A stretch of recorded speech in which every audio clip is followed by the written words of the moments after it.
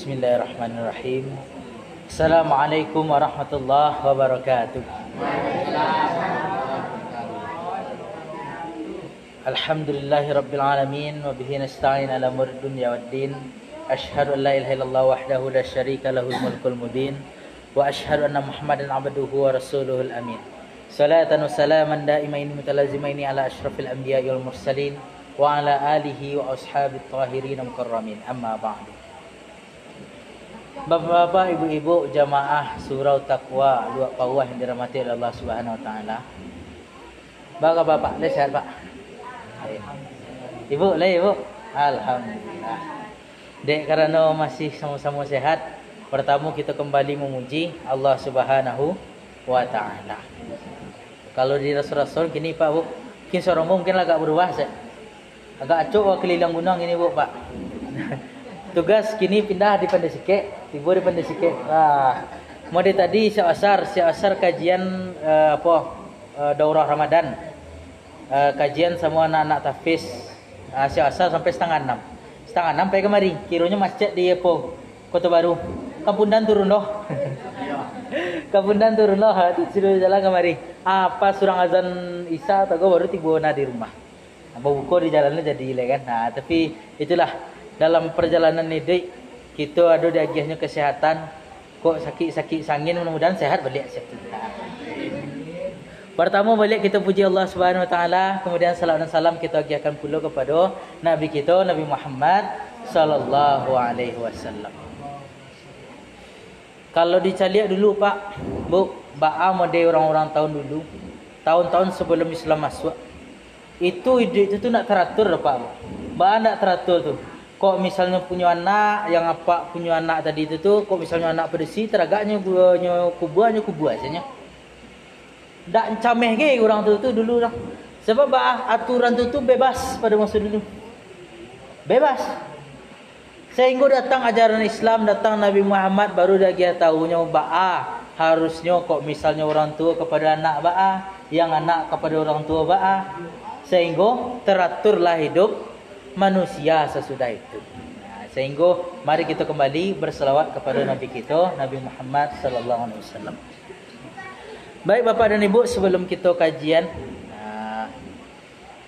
kalau kenalan nama Rasul ingat Pak.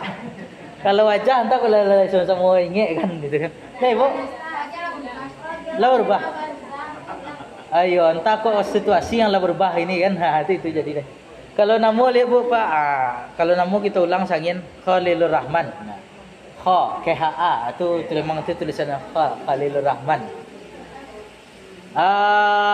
Kalau tahun petang telah sudah pendidikan tahu ini. Yang jadi alhamdulillah kini lah selesai pendidikan S2 Magister Hukum Keluarga. Ayo. Status dari tahun patang, dari tahun ke patang lo lihat sampai kini alun je berubah lagi gitu kan.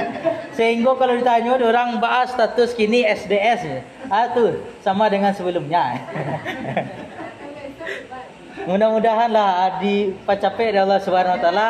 Mudah-mudahan tahun besok kok kemari jole status Allah berubah Pak Bu. Kan. Jadi mudah-mudahan kalau tahun ke patang Ambur tugaskan di Puncak Alai. Jadi ndak lo terlalu jauh benar. Kini lah agak pindah sebut kini di Pandai Sike. Hurufnya P lo dari awalnya tapi Pandai Sike nama oleh. Banyak songket di situ, tenon orang situ. Jadi kau teraga ibu-ibu yang kamasan tenon sebab kan. Bisa kau Bu Ifra nyo agi tahu kau insyaallah bisa. Pas pulang kampung apa kemari. Kemudian tahan kemari kau itu. Kok ada yang teraga Itulah untuk perkenalan Rasulnya Pak. Atau ada nak Rasul yang akan ditambah Pak? Bu, status itunya. Orang-orang sikonya. Jarang lemah pereng. Orang-orang siko negara sikonya. Kita lanjut step Pak Bu tentang persoalan ajaran Islam, tentang persoalan aturan. Sehingga kajian kalau adik-adik yang mencatat, kita lagi judulnya kewajiban dan hak orang tua dan anak. Itu kajian. Batu masuk kita kajian. Sebab kalau target ambo Pak Bu, sebulan go beda-beda kajiannya. Sebulan beda-beda kajiannya. Jadi kini pas tiba kajiannya di hak dan kewajiban orang tua dan anak. Kok kajian yang patang atau kajian yang sebelum-sebelumnya teragak juga Bapak Ibu menceliak, bisa celiak di YouTube ambo. Promosi itu sekali. Nama ambo Khalil Rahman MH official itu di apa? Di mana kok di YouTube-nya? Kok bisa Pak Ibu celiak? Dapat ada celiak ya. Kita lanjut kajian kini tentang persoalan hak dan kewajiban orang tua dan anak. Pertama, kita balik dari segi kalau orang Minang cencang bari belandasan ceramah bari badalil, kita perlu dalilnya cek. Dalilnya kita ambil salah satunya dalam surah At-Tahrim ayat 6. Kata Allah Bapak dan Ibu, Bismillahirrahmanirrahim. Ya ayyuhallazina amanu. Panggilan Allah pertama sekali kepada orang-orang yang beriman. Wahai orang-orang yang beriman, kata Allah. Kalau kita pikir Bapak dan Ibu, misal orang bulan puasa pada masa kini, kata Allah janji Allah, man shoma ramadana imanan wa ihtisaban ghufira lahu ma taqaddama min dzambi. Siapa yang berpuasa kepada Allah penuh keimanan, insyaallah, penuh perhitungan, ghufira lahu ma taqaddama min dzambi. Salah satu syaratnya awak supaya diampuni di Allah dosanya sampai yang sebelum-sebelumnya, tentu kita harus punya keimanan, insyaallah. Kalau awak merasa diri awak beriman, tentu ketika dipanggil oleh Allah, oi orang beriman, insyaallah, itu ya tiba awak ke tempat yang dipanggil oleh Allah tadi. Misal dipanggil, oh Khalil kamari, apalah kamari lu saja. Tiba awak dek gara-gara nama awak itu. Kalau dipanggil Allah, wahai orang-orang beriman, kok merasa awak orang beriman, ayo terpanggil awak di ayat-ayat yang disampaikan Allah tadi. Masuk ayat dalam surah At-Tahrim ayat 6 kok. Sebenarnya panggilan Allah dalam kepada orang beriman kok banyak ciri-ciri, Bu. Tapi yang kita bahas ini tentang orang tua, anak dan hak dan kewajibannya. Dan dalam ayat itu kata Allah, ya ayyuhallazina amanu, wahai orang-orang yang merasa dirinya beriman. Kalau Allah beriman awak, atau mudah-mudahan dosa-dosa awak diampuni, khususnya di bulan Ramadan. Kata Allah, yang merasa dirinya beriman terpanggil ada ayat itu, kata Allah. Pesan Allah, ku anfusakum wa ahlikum nara. Jagalah diri awak, jagalah keluarga awak dari api neraka. Itulah tanggung jawab pertama sekali, lupa Bu. Kau misalnya dalam sebuah keluarga, kalau Islam go Pak Bu, diatur dari hal yang paling ketik sampai hal yang paling kadang. Yang paling ketik contoh ko awak surang, jago lalu lah diatur dalam Islam sampai awak lalu balik. Yang paling kadang banyak Pak. Misal dalam persoalan negara diatur lo dalam ajaran Islam. Sehingga kalau orang ajaran mengatur tentang persoalan politik negara, Islam mengatur pun lo gitu. Apalagi dalam persoalan keluarga. Kiranya dalam persoalan keluarga itu diatur dari Allah Subhanahu Wa Taala dan diatur pula dari Nabi kita Nabi Muhammad. Salah satu aturannya itulah kata Allah tadi. Jagolah diri awak, jagolah keluarga awak. Jangan dipikir awak surang saya. Itu maksud dari Allah Subhanahu Wa Taala tadi. Kok misalnya awak hidup di dunia kok misal lah berkeluarga, kalau ambo masih surang itu. Kok ayang lah berkeluarga contohnya. Itu ada tanggung jawabnya. Sehingga kata Nabi Muhammad SAW, kullukum ra'in wa kullukum mas'ulun an ra'iyati. Setiap dari kita go pemimpin dan akan dimintai pertanggungjawaban yang kita pimpin, kata Nabi. Paling kurang memimpin diri surang kalau bagi orang surang-surang madambo. Kalau laba keluarga, siapa yang dipimpin dek keluarga? Koknya laba keluarga, misalnya ada bininya, ada anaknya agak 10, bini juga anak yang 10 tadi itu, itulah tanggung jawabnya. Contoh ibu jangan lah ibu. Beko ibu camai mana lu contoh 10 hanya itu. Contoh anaknya 10. Dek gara-gara bini yang seorang anak yang 10 tadi, itulah tanggung jawab seorang bapak, seorang suami untuk menjaganya dari api neraka. Yang padusi lo kata Nabi. Wal mar'atu ra'iyatun kata Nabi. Yang ama-ama, yang ibu-ibu pemimpin loh je. Wa mas'ulatun an ra'iyatiha, dan akan ditanya lo terhadap yang inyo pimpin. Asal yang dipimpin deh ibu apa? Anak-anak. Dipimpin anak-anak. Sehingga dalam persoalan itu ada pesan dari Allah tadi. Kok misalnya awak dalam beribadah lah terhindar awak dari api neraka, anak awak dibawa lo lah terhindar dari api neraka. Kok misalnya awak lah terhindar dari api neraka, bini awak dibawa lo lah terhindar dari api neraka. Sehingga awak tidak memikirkan diri surang, dibawa lah orang lain supaya terjaga dari api neraka. Itulah kata Allah Subhanahu Wa Taala, ada tanggung jawab yang besar kepada seorang orang tua. Sehingga pesannya kepada orang tua adalah menjadi seseorang pendidik kepada, kalau seorang laki-laki suami kepada istri dan anaknya. Kalau seorang ibu kepada anak-anaknya. Tapi pada masa kini banyak juga yang kanai Pak Bu. Banyak yang kanai tadi. Ketika dia lagi ada Allah pesan, ayo jagalah diri awak dari api neraka. Kata Allah nak. Tapi orang awak, ayo masuk salah anak awak ke neraka lagi je. Bah contoh Bu. Anak awak buat salah. Orang lain ada masalah kan? Itu yang contoh gini. Contoh, mbak pendidikan pada masa kini. Pernah tak sebut ibu di sekolah? Itu tak tahu kan? Tapi di tempat lain pas semua tanya pernah aja. Mbak contohnya Pak. Ada mak serang atau pak serang. Ketika anak aku bayi kan, atau umur 4 atau 5 tahun. Itu kan kok berjalan masih oyong-oyong kepala itu kan. Sedang berjalan tadi itu ada batu. Tetungkuknya ada batu. Siapa yang disalahan Pak? Batu je Bu. Mbak batu disalat. Ayo de nak menangi nak sia yang mampu go batu. Batu ku kok ayo nak lah nak lai siap tu je kan. Boleh tindak dah Pak Bu. Kok pandai lah batu ngecek. Amu togak di sikonya lah cek. Berarti itu kecek. Amu togak di siko masalah lembo jadi je. Tapi dalam persoalan itu salah wak dalam mendidik anak jadi. Mbak tu salah tatungkui anak tadi. Kanai ada batu akan yang.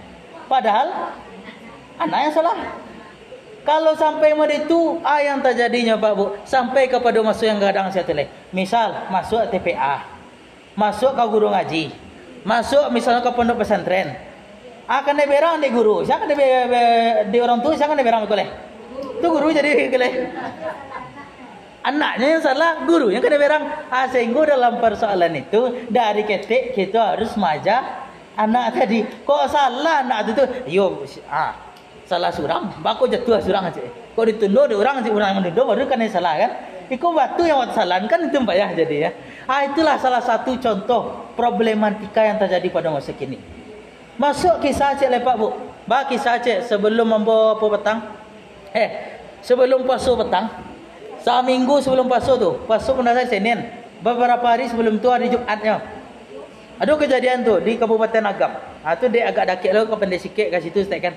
Ambo pai lo ke situ. Kiranya yang berkasus ke kepala sekolah gogo kawan ambo lo. Kawan ambo mana? Kepala sekolahnya. Kisahnya Pak.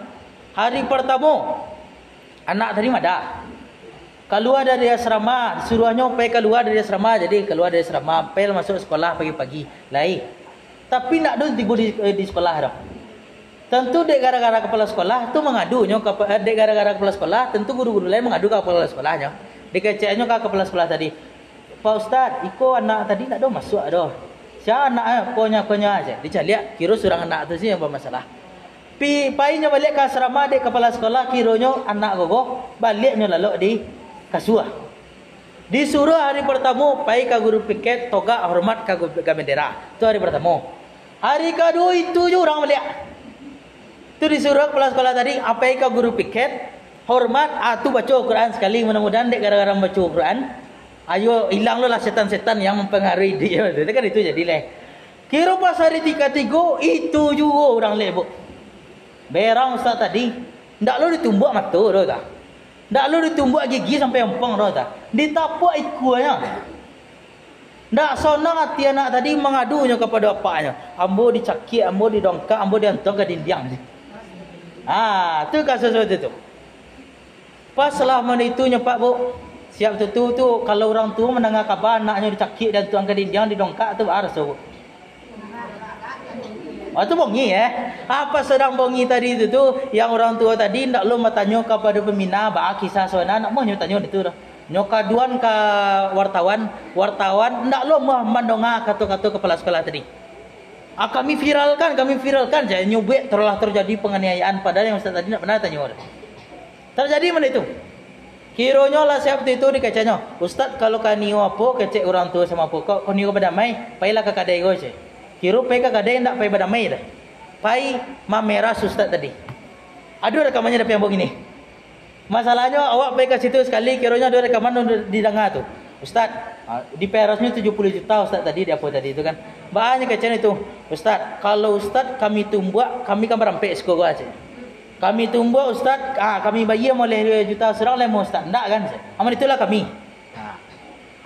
Kini bayar 70 juta, aku nak selamat Ustaz kedua.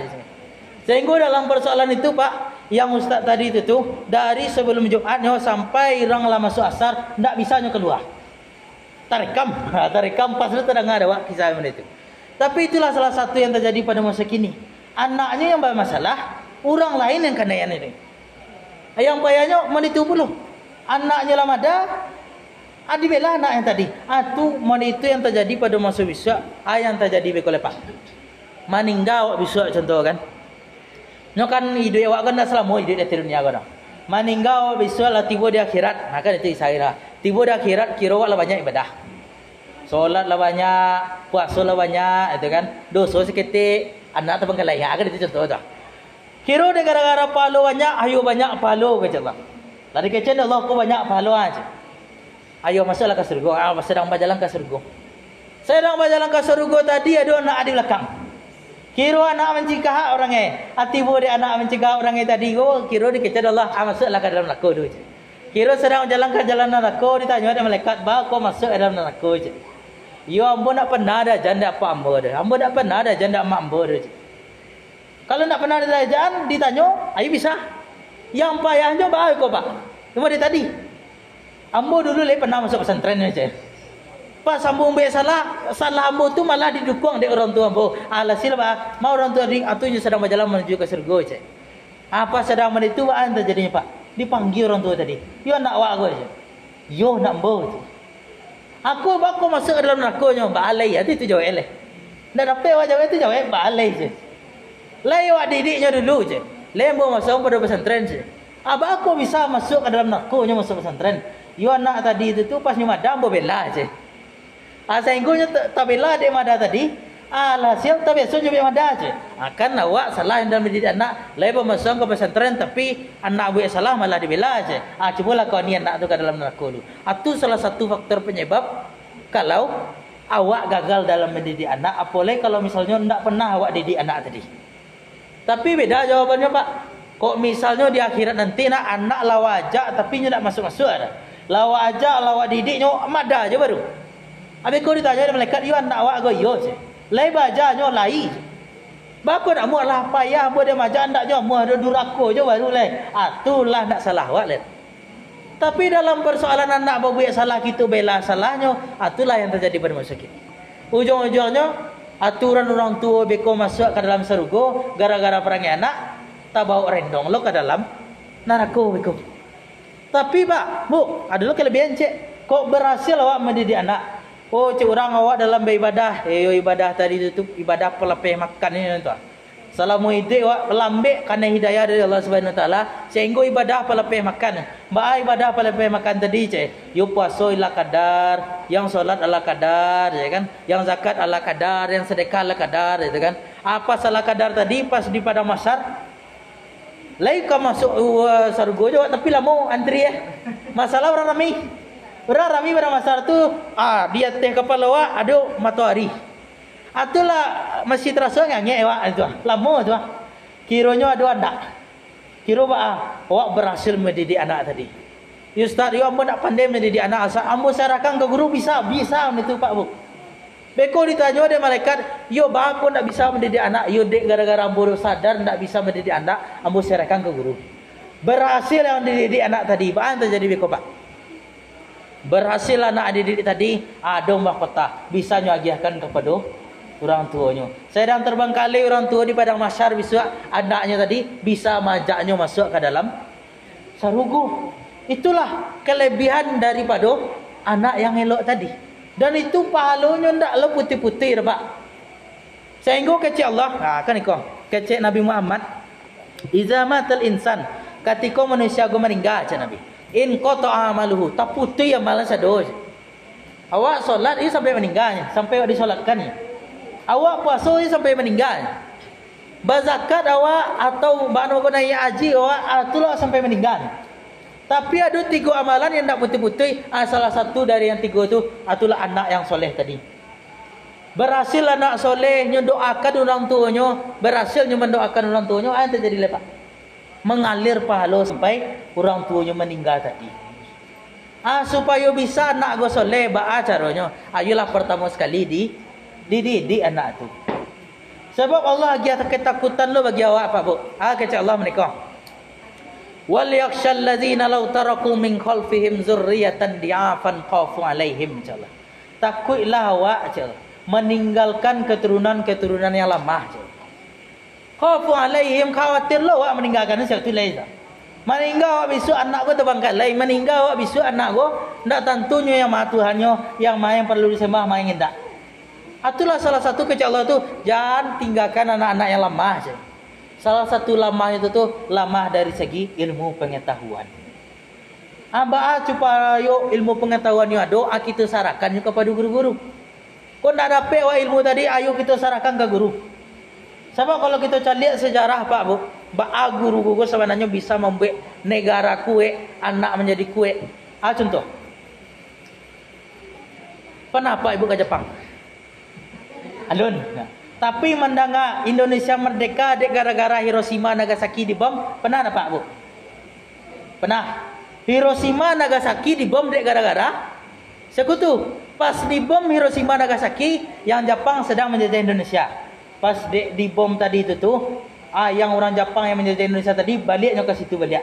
Painya ke negaranya balik. Kita sempat merdeka waktu itu dek gara-gara itu kan. Pertama, sejarahnya Pak Bu. Hiroshima Nagasaki dibom tahun 1945. Kita merdeka tahun 1945. Nah, kita cari di negara Jepang gini. Negaranya maju tu berkembang, Pak. Hiroshima Nagasaki tadi lagodangnya tu masih tanah aja baru. Lagodang. Yang dakwa negara awak masih berkembang atau maju, Pak? Alun-alun. Masih berkembang negara awak. Salah satu faktor penyebabnya dek gara-gara persoalan pendidikan dan guru tadinya, Pak. Bah contoh, dek orang Jepang tadi itu kalau dicari paslah di bom Hiroshima sama Nagasaki, pemimpinnya ditanya, siapa guru yang masih hidup? Itu ditanya pertama kali. Ndak ditanya deknya, ma ame masih terkubur. Ndak itu tanya, ma pemimpin yang masih hidup. Nah itu tanya pertama kali dah. Siapa guru yang masih hidup? Sebab dek ada guru tadi, ilmu bisa berkembang. Ayah ada orang awak, guru-guru kini. Banyak menangisnya Bu. Menangis guru-guru kini. Contohlah yang ada yang 2 tahun yang lalu jadi pembina asrama. Tanggung jawab kadang gaji ketek contoh itu. Sehingga kalau diharapkan banyak dia lama mengalih dia je. Terasa Pak. Lama mengalih. Pas libur kuliah dulu. Libur kuliah 2 bulan, ambo pai ke Pekanbaru. Pai ke Pekanbaru pai mengalih ya tabu. Tapi langgang pai nyebut lama mengalih ya tabu kira. Lama mengalih ya tabu tu kan. Pas hari apa tu? Hari-hari nak tempat orang langang tu karena becak dorong. Jadi orang ramai awak nak bisa pergi situ tempat yang langang saya pergi leh. Tempat yang langang tu dari siap zuhur jam 1 sampai jam 3 sebelum asar pergi mengalir situ. Dapat 105. Banyak tu seketek tu. Kancang dapat biti tu. Berajam nah. Tapi kalau guru kalau yang mau dia terasa dah mau dulu, misal jadi guru saja 10.000 sejam. Kini lah nanya 2.000 sejam. Tambah untuk cek ongkos parkir. Itulah salah satu contoh ya. Sehingga kisahnya lepak Bu. Orang misal ada seorang guru ke keluarga biko, yang guru ke keluarga atau orang banyak piti keluarga, yang dulu di dahulan dia orang mentua gini. Orang banyak piti. Tak perlu guru dia. Kok guru atau baalanya, yang penting gaji seketek anak muah dah aja. Kok gajinya banyak, kemarilah aja. Itulah ada kejadiannya Pak Bu.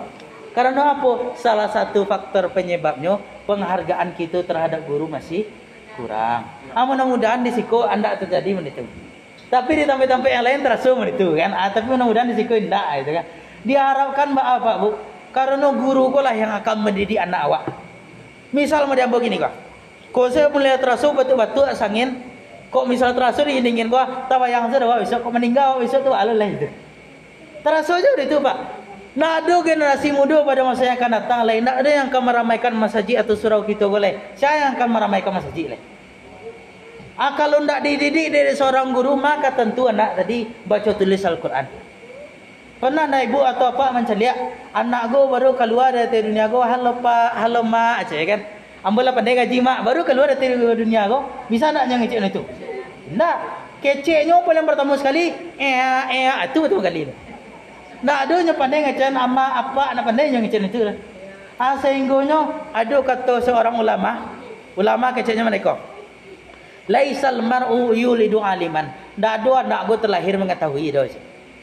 Kok misal kecek orang apaknya guru, amaknya guru, anak tentu jadi guru leh. Karena apa? Apaknya guru, amaknya guru ndak pernah diajar baca Quran, ndak akan pandai baca Quran. Apaknya menjadi orang kayu kadang ndak pernah diajar untuk mengalih dah. Leka bisa anak tadi mengalih. Ndak, makanya perlu kita mendidik anak. Itulah tanggung jawab seorang orang tua terhadap anak, mendidik anak tadi supaya generasi gua akan terus berlanjut. Allah berhasil awak mendidik anak tadi tentu akan tahunya dengan hak dan kewajibannya pula. Hak dan kewajibannya. Kalau haknya mungkinlah diagih dari orang tua tadi dalam persoalan pendidikan. Yang kewajiban dari anak berbuat baik kepada orang tuanya. Berhasil awak mendidik anak, maka otomatis anak tadi akan taat kepada Allah Subhanahu wa taala. Cara taat kepada Allah Subhanahu wa taala dengan berbakti kepada kedua orang tua. Wasainal insana biwalidayhi hamalathu ummuhu wahnan ala wahnin wa fisaluhu fi amaini aliskulli wal walidayka ilayyal masir. Itu salah satu ayat dalam surah Al-Luqman yang disuruhnya awak berbakti kepada kedua orang tua. Ndak lo boleh awak kok misalnya apa sama ibu gini punya lo orang tua. Iya Pak, Bu. Atau lahir langsung dari batu. Ndak, langsung ada orang tua awak kan itu tuh. Awak pernah menjadi anak, ketika awak menjadi anak, orang tua misal di mana orang tua Pak kini sedang bertemu dengan Allah Subhanahu wa taala. Lai berdoa antari lai ketika salat, Rabbighfirli warhamni wa liwalidayya warhamhuma kama rabbayani shaghira. Kalau awak surang. Apa soal doakan itu mengalir pahala kepada orang tua awak yang terjadi. Itulah kewajiban tadi. Sehingga ketika anak gue memahami konsep agama, yang terjadi bekal lepas.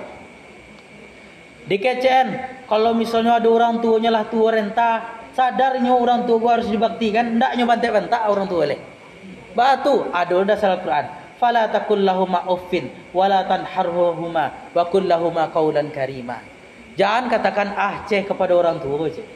Tapi kini kasus sebaannya Pak Bu. Ada dulu pernah dapat kabar Bu, tapi entah kok pernah lupa ibu mendapat kabar. Arah singkarak anaknya cucu orang tua karena nak jadi membeli Honda. Ada Bu? Pernah ibu dapat dengar dulu?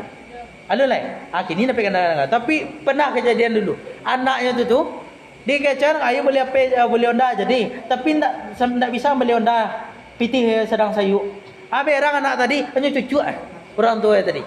Faktor itu Bu, pertama sekali pendidikan yang kanan tadi.